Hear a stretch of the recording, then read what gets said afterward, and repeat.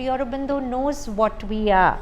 To our sense mind, this material universe is tangible, whereas the essence, which is the divine, is not real. It's not real to our seeing. So we have to develop in that sense a sixth sense to intuit this presence in all things. And Sri Aurobindo says smaran is very important. Malvika, can you come so that I can see you somewhere? I like to see all of you. Come forward here.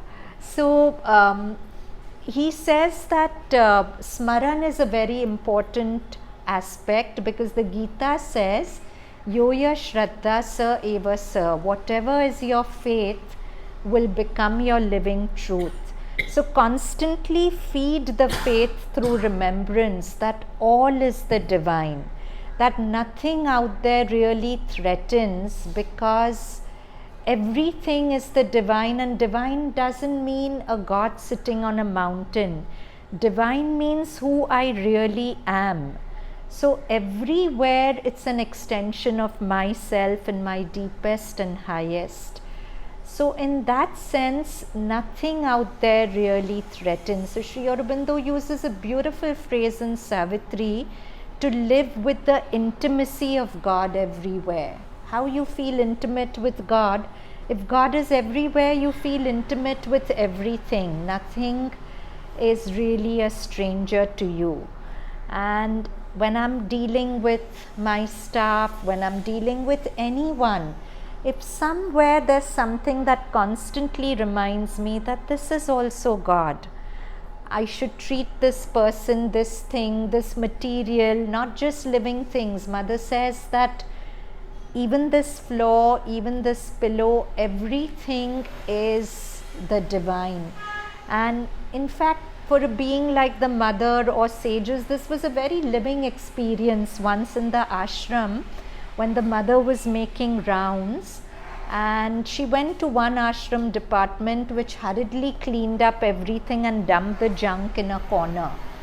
And mother got out of the car and she went straight to that corner which was somewhere else, to where the junk was dumped. And the caregiver said, Mother, I'm very sorry I did this, but how is it that you got out and first went to that corner? She said, because you think that the things you dump don't have a life.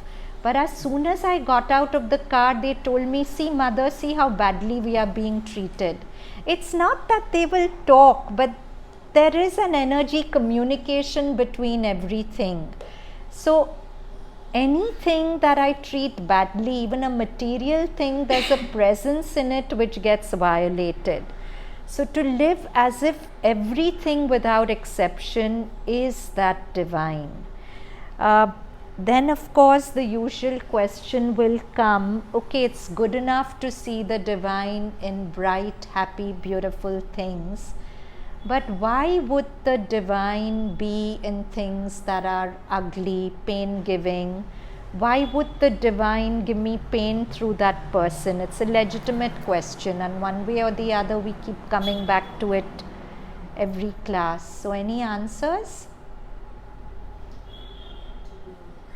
To grow, yes. Yes? It's not really pain, it's just that it helps us take the better path that is on this. Okay, so to grow, to take you along a better path, but so actually think of somebody who is obnoxious. And you want to say something? Yeah, I wanted to say, only when there is darkness you appreciate light. Yes, So yes. that's how when there is a little bit bad, if you don't see good in the small things, you won't appreciate anything in life. Yes, but my question is that, okay, think of somebody really obnoxious in your life. Can you all think of that? Yeah? Can you wrap your mind around the fact that this being is also the divine? How can you accept that? Then why would the divine in the being give you so much pain or create so many hurdles in your path? Like she said, to grow, to progress. To help you grow, to help you progress. And Sri Aurobindo writes that God is so powerful that he can choose to be weak when it suits his purposes. So God is so compassionate that he can choose to appear lacking in compassion when it suits his purposes.